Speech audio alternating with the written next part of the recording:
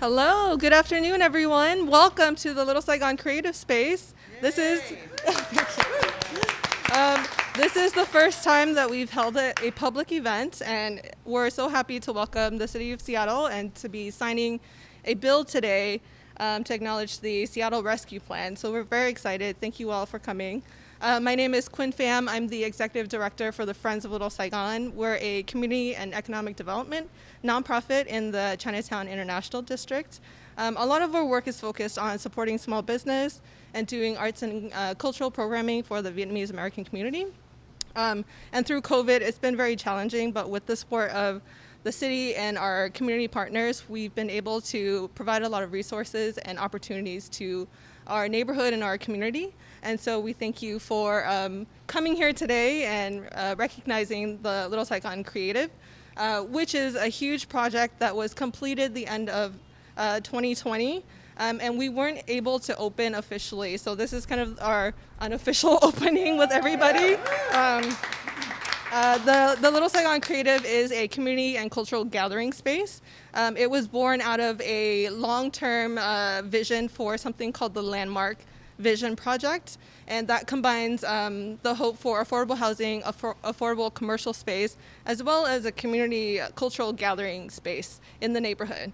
And the idea is so that we can anchor and keep our community in place and support the growing businesses and the changes that were happening in Little Saigon. And so to see this realization come true, it's a huge feat for us, especially for such a small nonprofit. And so we want to thank especially our funders, the Office of Community and OPCD, Office of Planning and Community Development. There's been some changes over the years. As well as Historic South Downtown for funding the capital to build out this space. So thank you so much. I'd like to welcome up Councilmember Mosqueda to give some remarks. Thank you. Thank you for having us. Well, good afternoon, everyone. This is a really exciting opportunity for us to be here to celebrate together. The sun is shining. I think that is a symbol of hope on the horizon. And here we are at Little Saigon Creative Space, which is vibrant. As you can tell, the community is very excited about this space here. And I think all of us are really excited to be here together in person. This is also a good place for us to celebrate our excitement together about the Seattle Rescue Plan Act. There's so much in this city that has changed over the last year, and we are stepping up and responding to some of these crises and stepping up to respond to the challenge that this moment demands. And also there's so much that remains the same, sadly. Crisis of housing affordability, crisis of homelessness, wanting to make sure that especially our BIPOC business owners have the support that they need and that folks can afford to live in the city and stay in the city. What the Seattle Rescue Plan offers is a chance to respond to the trauma that COVID has just made worse and also plant these seeds for greater shared prosperity into the future. We have done both in the Seattle Rescue Plan Act that was passed just yesterday. Now we have over $128 million that is investing in the crisis that so many of our community members need in terms of housing affordability, rental assistance, small business support, making sure that our arts and culture community have investments that they need, and making sure that we invest in those who have suffered the most under COVID, disproportionately affected by the impacts and the trauma of COVID, those in our Black and brown community who have seen higher rates of exposure to COVID and higher deaths. What we have done in the Seattle Rescue Plan Act is directly invest into our community's most hardest hit. $25 million in cash assistance directly into the hands of those who've been disproportionately impacted by COVID, because we know that when we put dollars in the hands of those impacted, they know best what to do with those dollars. To pay for food, to put clothes on their kiddos, to buy new shoes so kids can go back to school, to make sure that their bills are paid. This gets us away from a trickle-down mentality and makes sure that we provide leadership to those who have been directly impacted. We're doing the exact same thing with our small business support by making sure that we have written language into this bill that says that those who've been disproportionately impacted by the effects of COVID, especially our BIPOC small business owners and nonprofit organizations, that they get funding directly into the hands so that they can rebuild and respond to the crisis of COVID. We wrote language in to make sure that community organizations who are going to be helping us with cash assistance and childcare assistance and housing assistance have the support they need to directly work with their community that trusts them. We've made sure that the community organizations are historically rooted and based within the communities that they purport to serve, that their staff, their board, their leadership looks like the folks that they're trying to serve, so that we're truly rebuilding a more equitable and just economy as we seek to recover. We've done this collectively, and I want to thank Council President Gonzalez, who worked to co-sponsor the legislation, and jointly with with the entire council and Mayor Durkan, because this was such an important effort, as we talked about at the launch, to make sure that the executive branch and the legislative branch focus on policy, not politics, that we focused on collaboration and listening to community, not conflict. We made sure that we identified areas where we knew those dollars would best be put to use now, so that we could get those dollars out the door ASAP and see a recovery take place within the last part of 2021 and build that more equitable economy in the future. I'm so incredibly proud of this effort. I know that other cities are looking at us across the state and across this nation. We've received calls complimenting us for our $28.5 million investment into housing and equitable development. They're complimenting us on the $8 million that we put towards child care, capital investments, and direct dollars to child care providers. Why? Because child care providers prior to COVID were already lower wage workers who happened to predominantly be people of color, women of color, and this C-session, not recession, but the C-session that has been worsened by COVID has disproportionately impacted women, having us women have to be removed from the workforce at higher rates because of lack of access to child care. So we're stepping up. We're responding in these ways. We're making sure that we're addressing the crisis of homelessness with $7.5 million to go into programs like Just Cares, which Councilmember Lewis has been leading on. Making sure that we have more affordable housing and preservation and strategic acquisition through Councilmember Strauss's amendment. Councilmember Herbold has been leading the efforts with Councilmember Morales and making sure that our arts and cultural community get the direct investments that they need. And Councilmember Gonzalez and I have been working diligently to make sure that we move away from that trickle-down mentality and make sure that those who've been disproportionately impacted get those dollars that they need. Thanks to her leadership on immigrant and refugee assistance, we have a model to implement direct cash assistance. This is just not enough. We are going to continue to do more. This is the first of 3 acts, as I said yesterday, that the city will be involved in and getting more assistance out the door. And it's been truly a collaborative effort because we want to make sure that we're centering the response on what Seattleites need now and building that more affordable, accessible, equitable future for Seattle with these federal dollars. It's been a privilege and an honor to work with all of you, and I want to thank you for the work that we have in front of us. And congratulations, Seattleite. This is a huge win as we continue to make sure that Seattle is truly recovering, not back to the old normal, but to a more just and equitable future. Thank you so much.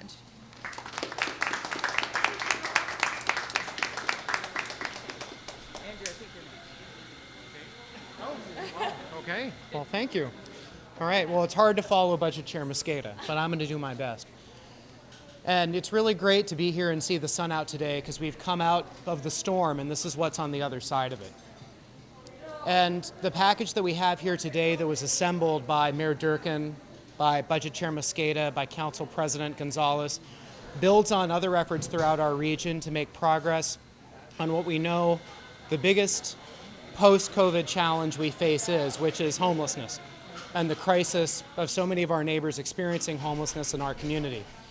This package makes big, great strides to not only have a Seattle policy, but a regional policy that pairs our resources with our partners in King County for rapid acquisition of hotels, that pairs our resources with $2 million from Olympia that Senator David Frocht and Representative Frank Chop got us in the last session to get more tiny house villages stood up. This entire package is a testament not just to our work together as a city family, but our work as a Washington family of state, county, regional bodies working closely with a federal partnership that we have not had until recent months. And together, this package is going to make a lot of progress on these issues that we're confronted with every day for coming out of COVID, getting businesses restarted, addressing unsanctioned homeless encampments by getting folks inside to live with the dignity and support that they deserve as community members. That is what this package is, and it's a testament to our ability to come together in these challenging times.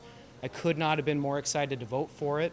I want to lift up the leadership of my colleagues that did most of the heavy lifting on this, Council President Gonzalez, Council Member Budget Chair Mosqueda, and Mayor Durkin. This is a legacy building moment for all of us up here. And I'm really looking forward to taking this from concept on paper to actual difference in the community. And that journey is going to start right here with Mayor Durkin's signature, and I look forward to witnessing it in person. So thank you so much. And now you hear from Dan Weiss of Catholic Community Services. Hi, I'm the Deputy Director of Catholic Community Services of King County, and I'm honored to be here today to highlight our partnership and celebrate the signing of this bill.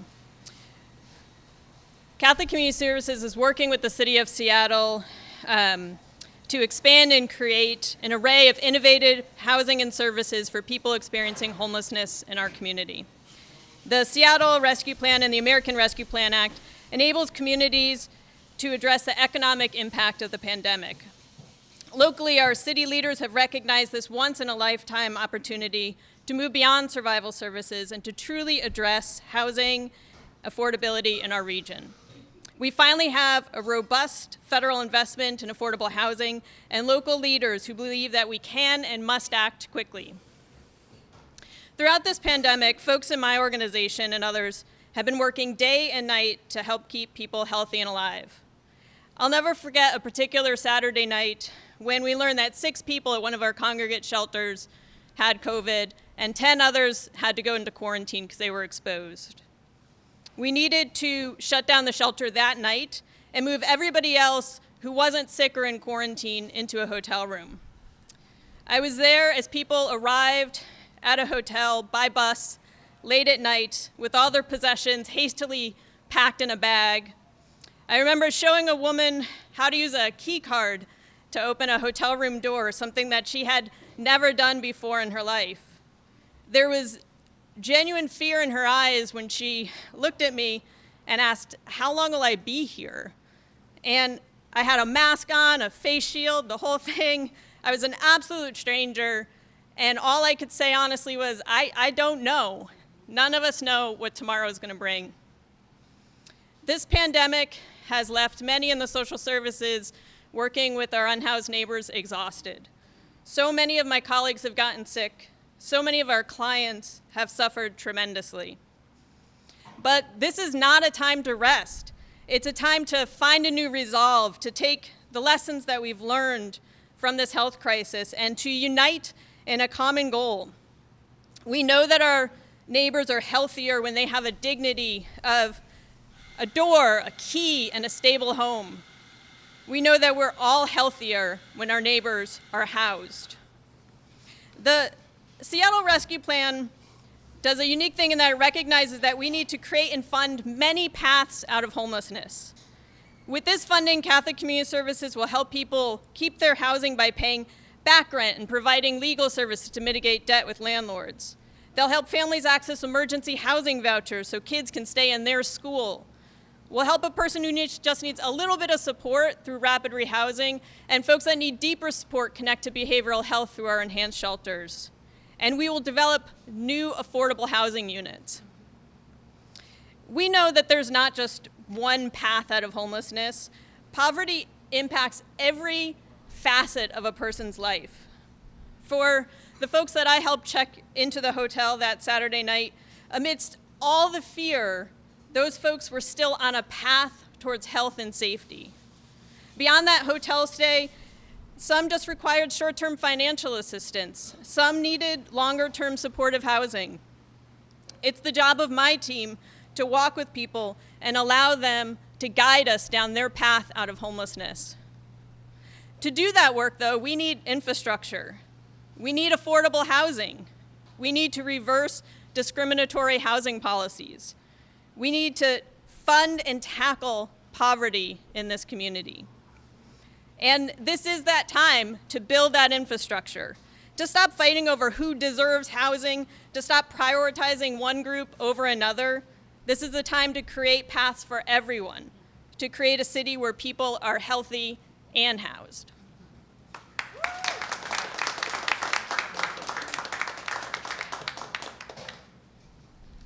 Good afternoon. I'm going to just adjust the mic a little bit. I'll put it back when I am done. I must start with thanking Budget Chair Mosqueda, Council President Gonzalez, Mayor Durkin, Director Ben Noble, and Julie Dingley for putting together a package of consensus that is going to serve all Seattleites. In this package, I outlined my priorities in March, addressing homelessness with housing, providing small businesses the relief they need, and making sure our child care providers are paid what they deserve, as well as the employees. The employees are paid well and that the providers are supported. In this, I was able to bring an amendment that was brought forth and supported by all of my colleagues to increase the overall housing commitment of $40 million to $60 million. I want to thank all of my colleagues for supporting this. As you heard from Dan Weiss just before me, the way that this impacts my district, District 6, is Dan is working to open up permanent supportive housing in my district that supports people transitioning out of homelessness into the classroom. And so we are going to be supporting people who are furthering their education, students in permanent supportive housing in District 6. We need more of this. This package also reflects my second priorities, which is rental assistance, allowing landlords to be made whole, tenants to have their debt forgiven, reopening the city with our city buildings. This might seem self-serving, and I will be here to tell you that city buildings are used by everyone in the city, whether it's permit counters that you're coming to, community centers that you're enjoying, or other public assets. And third, ensuring that the Cafe Streets program is back-funded. As you may know, we have free permits for small businesses to be able to operate their dining or retail in the street. This is a typical permit that costs a fair amount of money, and we have made it free to our businesses to help them recover from this pandemic. In doing so, we need to ensure that their team is able to be funded to continue doing this work. I want to take a moment and reflect about the comparison between this recession and 2008. Why are we able to invest so much money directly into communities so quickly? And that is because here in Seattle, we passed our Jumpstart proposal, which backfilled the shortfall that we had in our budget last year. Because we did not have because we did not have to backfill our budget, we are able to invest this money directly in communities. Because I chair the Land Use Committee and I'm a bit of a policy nerd, I look at the permit counter, building permits. In 2008, we had to fire or lay off much of our staff throughout the city. This created a backlog in our ability to approve permits, and then once the city was back up and rolling, it took 5 to 6 years to get them fully restaffed. So, in comparison to 12 years ago, we are able to retain all of our city employees to keep the city functioning, providing services to you as Seattleites. We don't have to wait 10 years for those programs to be completely refilled. That is the importance of Jumpstart proposal policy. That is why we are able to invest all of these dollars directly in community. And I also want to thank everyone involved, because the overarching goal here is to get dollars into people's hands as quickly as possible. That's why we have the mayor here signing the bill the day after it is passed at City Council. Again, and finally, I would like to thank Budget Chair Mosqueda, Council President Gonzalez, Mayor Durkin, Budget Director Noble. Thank you all, and exciting to see us near the end of this tunnel.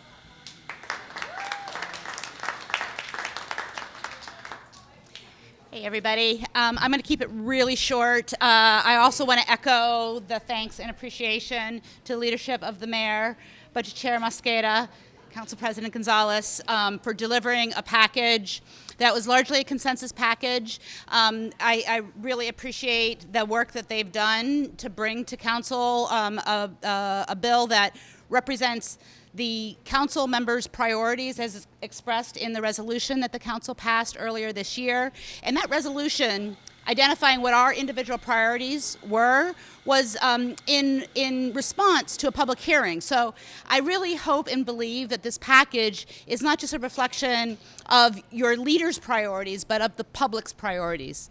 You hear me talk a lot about the shadow pandemic, and the shadow pandemic is the toll that social isolation has taken on individuals, whether or not it's the increases in gender-based violence that we've seen, the increase in elder abuse or elder isolation, the increases in suicide, and other mental and behavioral health impacts that people have experienced and continue to experience.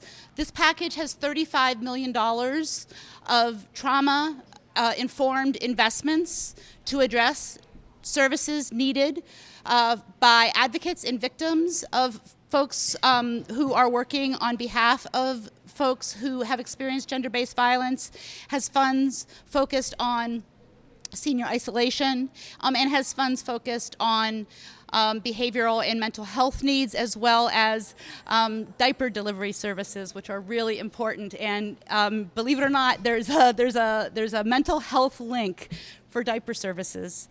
In addition to my focus prior to the introduction of this package on services associated with addressing the shadow pandemic.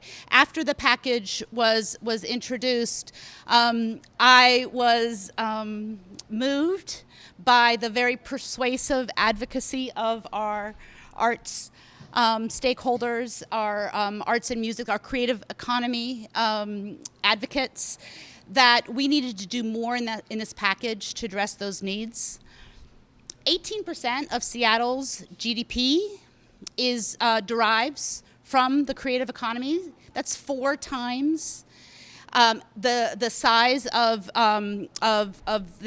comparable cities and their GDP. And for me, what that means is we cannot have a conversation about economic recovery without investing in the recovery of our creative economy.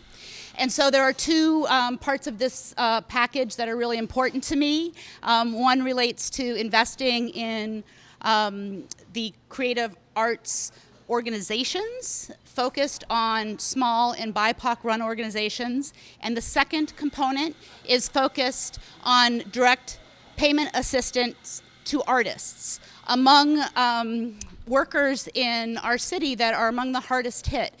There is a study that shows that of all of the economic sectors, the creative economy will be most delayed in their recovery, by some estimates 6 months behind other sectors of our economy.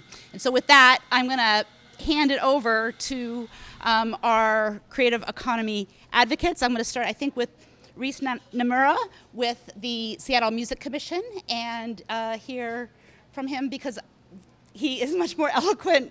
They are much more eloquent than I in explaining the meaning of this investment. Thank you. Thank you very much, Councilmember Herbold. I'm Reese Tanimura, and I'm the chair of the Seattle Music Commission.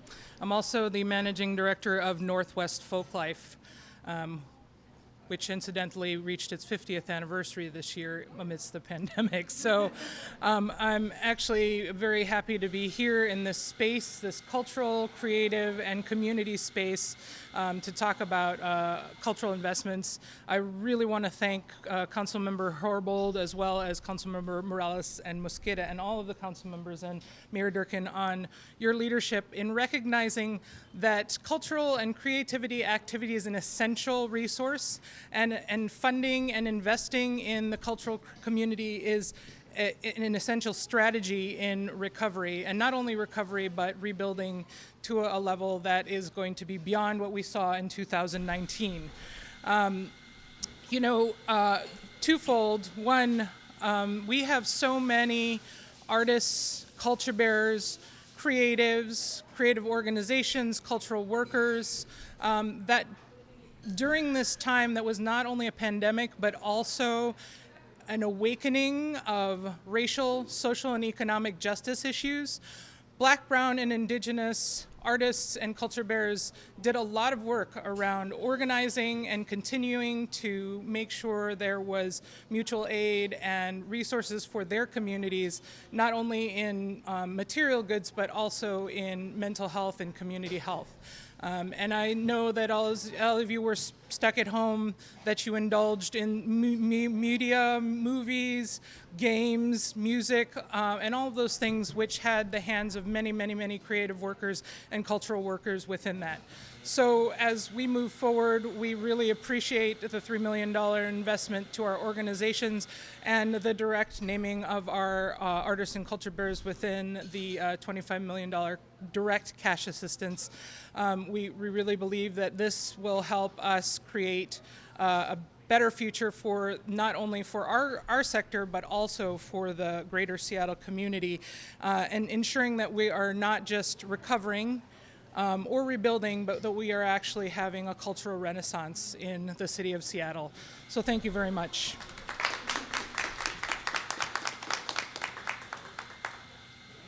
Good afternoon. I'm Dr. Quentin Morris. I'm the co-chair of the Seattle Arts Commission. I wear multiple hats. I'm a music professor at Seattle University. I run a nonprofit organization called Key to Change. And I'm also the artist scholar in residence at Classical King FM. So being that I'm an artist and work in educational as well as in the nonprofit sector, having this bill passed is extremely important to me. One, I'm a Seattle native, so it hits differently for me than it probably does for, no offense, a transplant who has moved here. I care about this city, I love this city, and I know so many artists and arts advocates and arts organizers who have been severely impacted by COVID.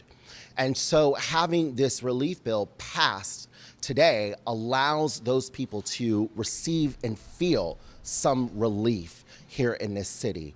It's going to actually be arts and culture that help revitalize and rejuvenate not only the community, but also the spirit of all of us as humans, which our spirits have been broken by the many crises that we have faced over this last year.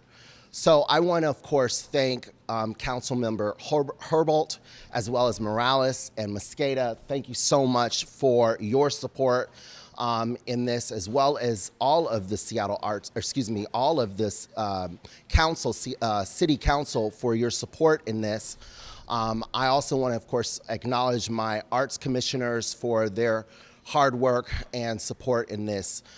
We are a community, and we all care about this community, and I think that by passing legislation like this and incorporating more funding will allow all of us to be connected more with our human selves as we get back to what normal is. Thank you.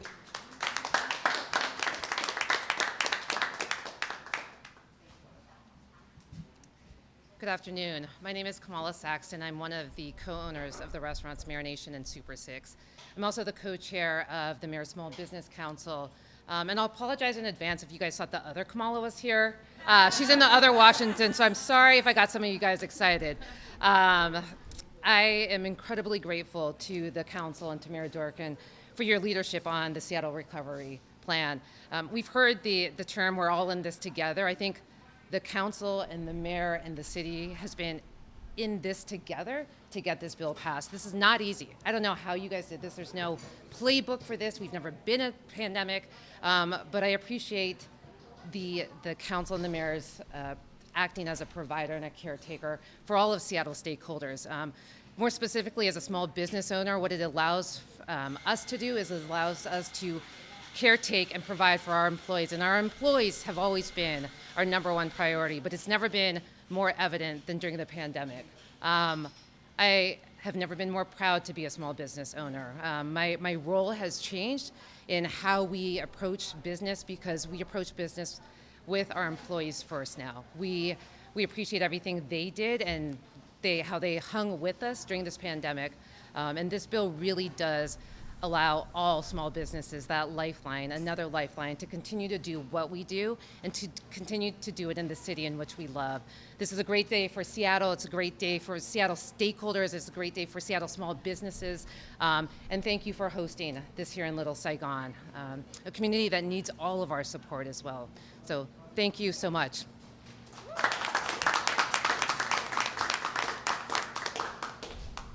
All right, so I'm standing between you all and the mayor and signing this bill, so I'm gonna try to make this quick. I had a set of notes that I was gonna read from, but my colleagues have covered the ground pretty well in terms of what is covered in the Seattle Rescue Plan. So instead, I wanna focus on the bigger picture, which is really about hope. You heard my colleagues say that today it was about policy, not politics. That couldn't be truer. But it's also about delivering renewed hope to the people of this great city. Hope that their city is at work for them. Hope that there are leaders at City Hall who are invested in our collective well-being, because we know when we invest in each other and in our community, we all fare better. Whether you're a small business, whether you're a child care provider, whether you are an undocumented immigrant in this community, there is something in this package for you.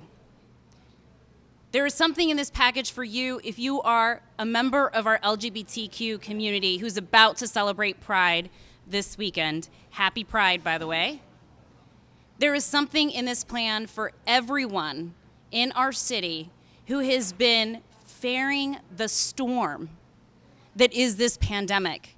For many of us from the BIPOC community, we know that there is inequities that are pervasive within our institutions and within our communities. We have felt those. We didn't need a pandemic to remind us of the racial inequities, of the income inequalities that exist within our very own progressive city. What this pandemic did show us is just how bad it has been for generations in our community. And today, and the last several weeks, have been an opportunity for me, for Budget Chair Mosqueda, for Mayor Durkan, to come together to provide leadership and a foundation of a generational shift away from trickle-down economics, a shift away from cementing policies that create poverty within our communities, and one that shifts us towards prosperity and hope, that we will come out of this better.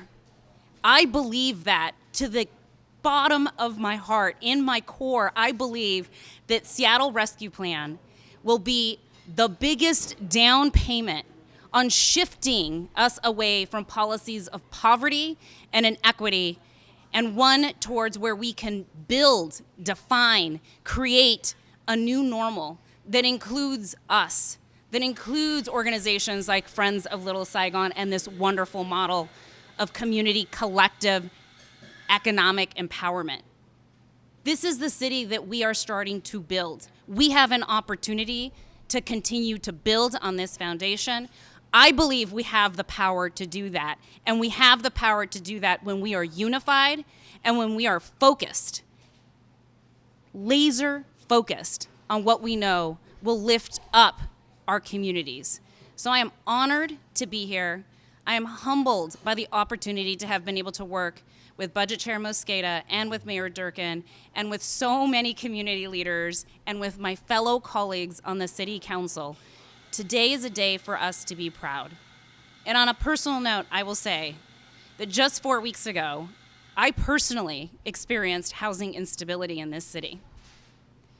But for the strength of a social network that invested in me and that protected me, my infant daughter, and my husband, I don't know what would have happened to us. And it is a reminder to me as a leader in this city and as a policymaker that that is the city we can build when we are focused on each other and our needs and not on what we disagree about. So I hope you all will join me in recommitting ourselves to that future, to that brighter vision for our city and our collective good. Thank you so much. Without further ado, Mayor Durkan.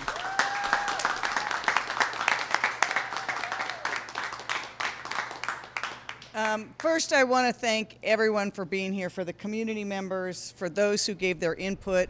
I have to thank Quinn for this amazing space. Out of this darkness came this amazing space, and she has a 1-year-old now, so congratulations. I have to thank the leadership of Council President Gonzalez and Budget Chair Mosqueda, as well as the Ready City Council. We have come through a really hard, dark time.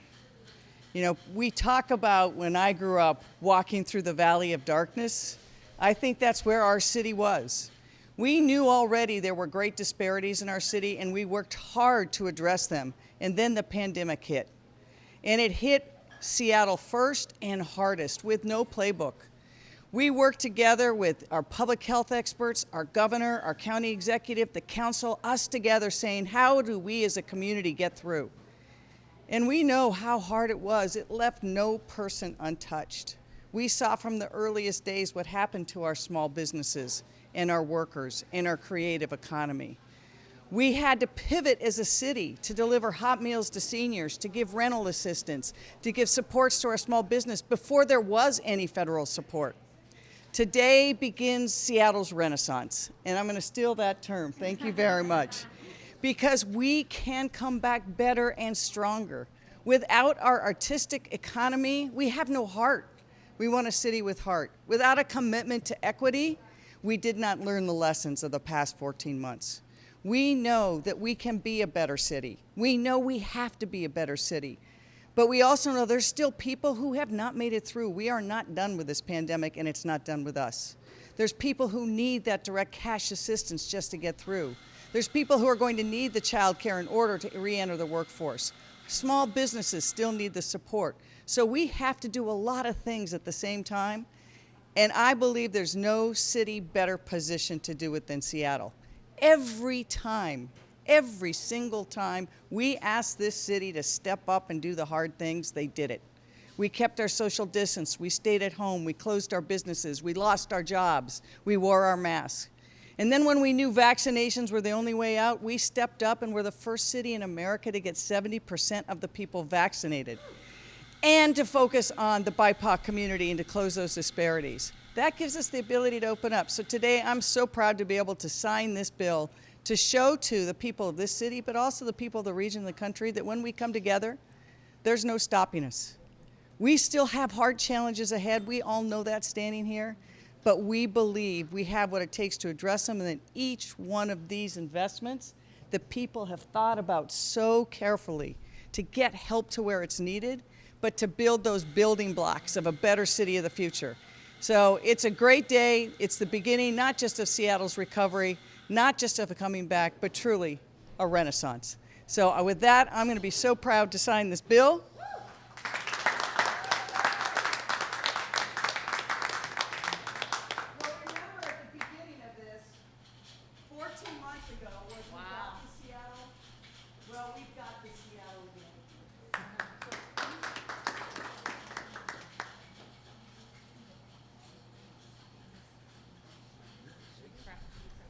Should we crowd around her? Let's do that. Yeah, no more free conference calls. Yeah. Roll it up our sleeves, get it done. All right. I also want to thank our congressional delegation. They went to work for Seattle, and President Biden made sure that we could get this decision. Good reminder. Oh, okay. All right.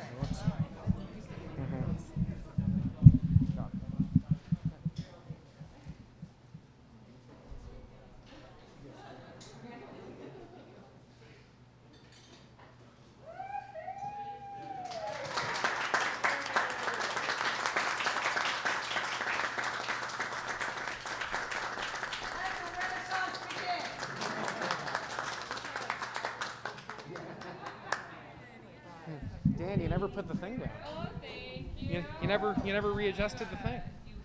Fed our baby for the last year and a half. We go to vacation almost weekly. Oh, good. Yeah. Oh, hey, thank you. Look at this. Oh. Sorry, you can make it to my meeting. But I heard stuff came up,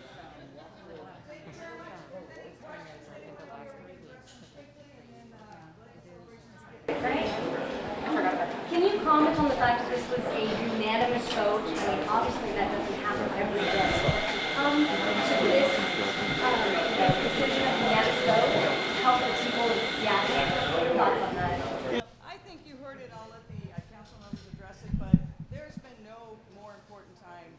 for us to show unity and to show this city can work together and to move forward, and that we can work out differences, but it's about the future right now.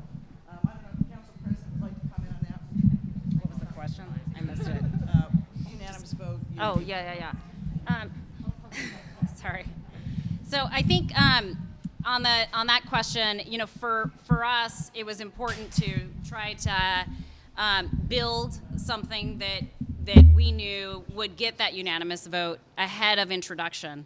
So we got to work collaboratively with the mayor, her staff, our staff from my office, staff from Councilmember Mosqueda's office, and I think Councilmember Mosqueda and I put our relationships to work, the relationships we have with our existing council members. We knew what their priorities were because we had passed a resolution in advance that identified the full council's priorities, and that was our blueprint. Those were our directions as council members as we walked into the room to negotiate a consensus package with Mayor Durkan. And I'm really proud of a lot of the components that were included, and I think that the unanimous vote really shows that we built a consensus package in the background that was well negotiated and that had priorities that reflected the needs of our collective constituents. And I noticed the largest amount of money goes to helping with homelessness and housing. What would you say to the people out there who say it's maybe not enough money, and then there are people out there who say it's too much money? Obviously, yeah, I mean, the scale of the need of people who are experiencing homelessness in our city is significant. And I would never purport to tell the people of the Seattle that an additional $48 million of an investment is going to solve homelessness tomorrow. It won't. This is an initial investment. They are new investments, and I think we should be proud of the fact that we are investing in things like strategic acquisition of hotels and motels, like the Just Care model, for example. Those are things we should be proud of because we know that they are interventions that work. We have much more work to do. We have 2 more packages coming our way from the federal government, and we will have more opportunity to strategically invest these dollars in things we know work to address housing instability and homelessness. And I do want to give my colleagues, Mayor Durkan and Councilmember Mosqueda, an opportunity to answer that question as well. Yeah, thank you so much. I would build off of what the council president has said. Look at this entire package. This entire package, $128 million, is what creates stability in our community. It's what helps prevent folks from falling into homelessness. We're talking about support for folks to have rental assistance so they never end up in a shelter. We're talking about additional funding so that people can have affordable childcare so they're not making impossible decisions about paying rent or mortgage or whether they're going to pay childcare and keep their job. We're talking about small business owners being able to have direct cash infusion so they can keep their doors open. So in a way, this entire package is all about housing stability, and it really is a complementary package. And one more piece, if I might, because Kamala mentioned this at the beginning, how the heck did this all come together, which is part of your initial question as well. It took hours of us coming together through our staff. I really want to highlight Sejal Parikh, my chief of staff, Cody Ryder, who's here with Council President Gonzalez's staff, the staff from the mayor's office, especially Julie Dingley and Ben Noble from CBO. Folks came together and worked on a proposal by listening to what those priorities were that we identified in the resolution. But we always said, as the mayor and I announced when the proposal was released, we always said that this was a reflection of what we hoped folks had said were their priorities in public session. The legislative process was going to bear out whether or not we hit it right. And I think because of the amendments that we saw, we knew right away that this was a broad reflection of what folks needed. And I think that that's not just, coming together and negotiating, but truly listening and having that reflect. Speaking of what people need, there's $25 million in cash assistance to individuals right away. Some people will applaud that, saying that's great because that money's going to be put to use right away. But some business owners we talked to say, you know what, money needs to be invested in infrastructure for the future.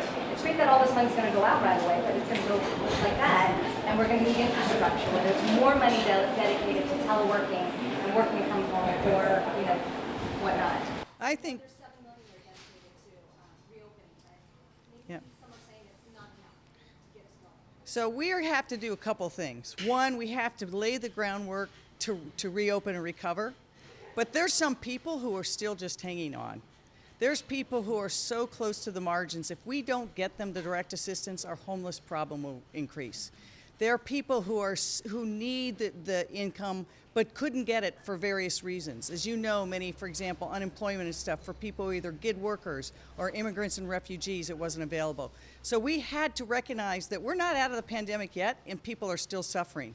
So we make sure we have that direct cash assistance, and we know that when they get it, they will spend it on things that matter, and it will circulate in our economy. If you saw what happened with that first federal dollars, the actual stimulation of the economy was critical, and a lot of it went to small businesses. Second, we knew that small businesses needed support. That's why we have so much in there for small business. You know, small businesses made up the backbone of our economy before the pandemic. They were the majority of employees in our city, about 5 times the size of Amazon. We've got to make sure that we bring those small businesses back, and we got to make sure that our BIPOC small businesses have access to capital so it's a more equitable ground. So we did a lot of that in this package. On homelessness, I also want to point out, I agree with everything Councilmember Mosqueda and Gonzalez said. Also, we worked really closely with King County to make sure that their investments and our investments work together to build synergies, particularly on homelessness. They use that 1% sales tax for an acquisition strategy, while we complement it with other strategies. So these are all together on a regional basis. Thank you. Yep.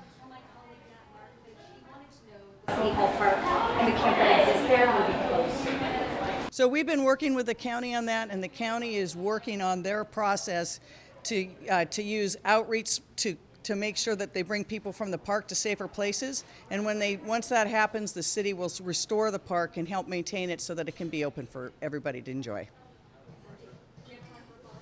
Sure. So basically, Matt was saying that King County Councilmember Reagan Dunn had introduced legislation as King County Council executive to condemn the City Hall Park. He's saying that it's a threat to public health and safety and welfare. So the county councilmember wants to see if the county can take over the park, saying that the city may be ignoring the issues there. These are questions posed. So I think Councilmember Reagan, I haven't seen Reagan Dunn, I haven't seen that thing but we've been working with the executive now for many weeks on an approach that would actually get people out of the park to safer places, and then the Seattle Parks Department would be able to come in, restore the park, and keep it so it's access as the courthouse reopens. So I think it's really important that as the courthouse reopens, as jurors come back, as the whole system starts to open up, that we have that, and we've been working closely with them to do that. Yeah, there's a question here. Do you guys have a watchdog group to make sure these monies are going to the right folks? Sort of like the other, I guess, money before, some people were, I guess, scamming the system? Yeah, I think two things. Number one, yes. There are both federal, state, and local things. We will have, as we give money out, most of this money goes through RFP, and it will be subject to the same auditing and performance metrics that we use in the city. So we'll make sure and have spot audits on that. You will always, in any system, have people who are perhaps not on the up and up, and we can't prevent that 100% of the time, but we're going to be really careful to make sure this money gets to where it's needed. This is probably one of the most unprecedented investments at one time in city infrastructure. Our city has never been able to do this on top of the budget we already did. For example, in homelessness, this money will bring the total spending on homelessness in 2021 to over $200 million. That's a lot of money, so we're focused very much on having accountability. Did you want to add to that? Yeah, just really quickly. When we first started receiving federal dollars, Councilmember Mosqueda and I partnered on requesting that our independent city auditor, that his office begin the process of establishing independent audits into the spending, the structure of how the city is spending these appropriations. So we're confident that the independent city auditor's office will be the appropriate watchdog, and that they'll continue to monitor how these expenditures are made, and that they'll identify early on if there are any significant systemic issues. But as the mayor said, that doesn't mean that it's going to be 100% on point, but we do expect that it will be by far and large a process that will be seamless, and will be, again, delivering dollars to those who truly need it. All right. Omari, did you have a question? Okay.